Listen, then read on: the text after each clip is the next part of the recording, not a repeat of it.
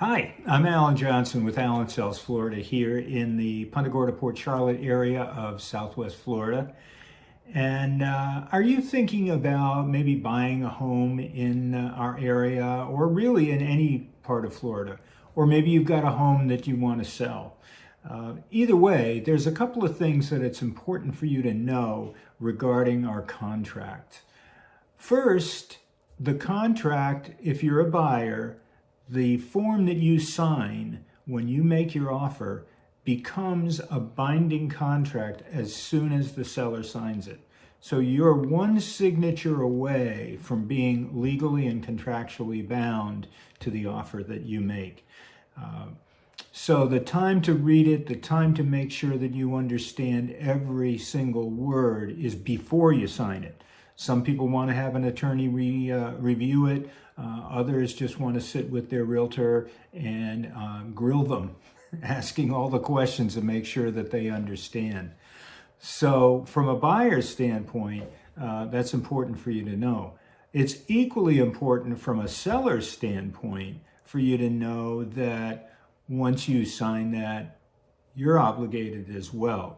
So there's no attorney that gets involved at a later stage the way it is in some states where the contract or the offer is really nothing more than a letter of intent. And once it's agreed on, it goes to an attorney who puts together the final contract. Not so here. So just be careful when you sign a contract, when you sign an offer, recognize that it's going to be a binding document. The other thing is that unlike probably almost anywhere, we have two optional contracts that you can use. We call them the general repair contract and the as-is contract. The difference between them is one small but very important section.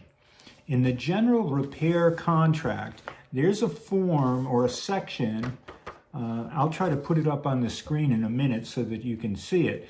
But there's a section in the contract that stipulates that the seller will make repairs or credits based on items that are found on inspection and a couple of other ones.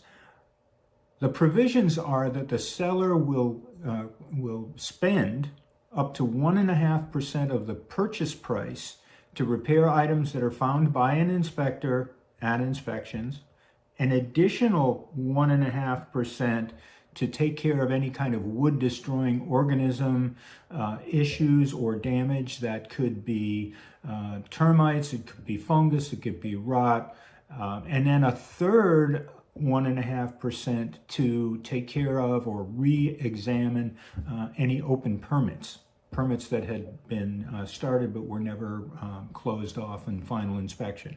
Can't combine those things. They have to be used individually for the designated purpose.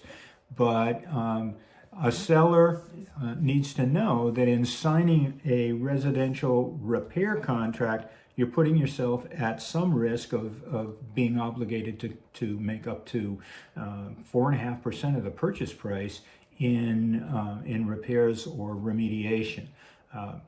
Now, from a buyer's perspective, that sounds darn good, doesn't it? Well, not quite.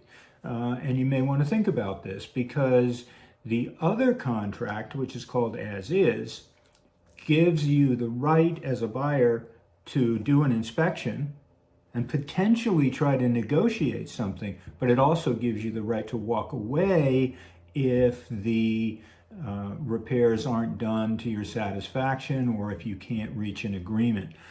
In fact, in that contract, you can walk away from it for any reason whatsoever. Tell you a small silly story. I had one client whose home had an as-is contract on it, and the buyers visited the home and the neighborhood on the 4th of July weekend. And they thought it was too noisy.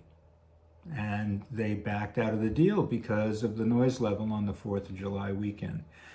It's never that noisy any other time, but that's what can happen with an as-is contract. So from a buyer standpoint, it gives you some flexibility. From a seller standpoint, it gives you some risk, but on the upside of that, you're not obligated to make any kind of repairs.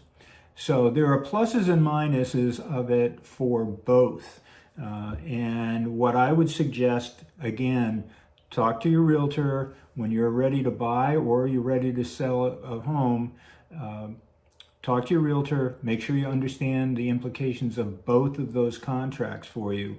And then if you're a seller, stipulate in your listing which one you want the buyer to use. And then if you're a buyer making an offer on a house, decide which one you want to use unless it's stipulated by the seller. So I hope that helps.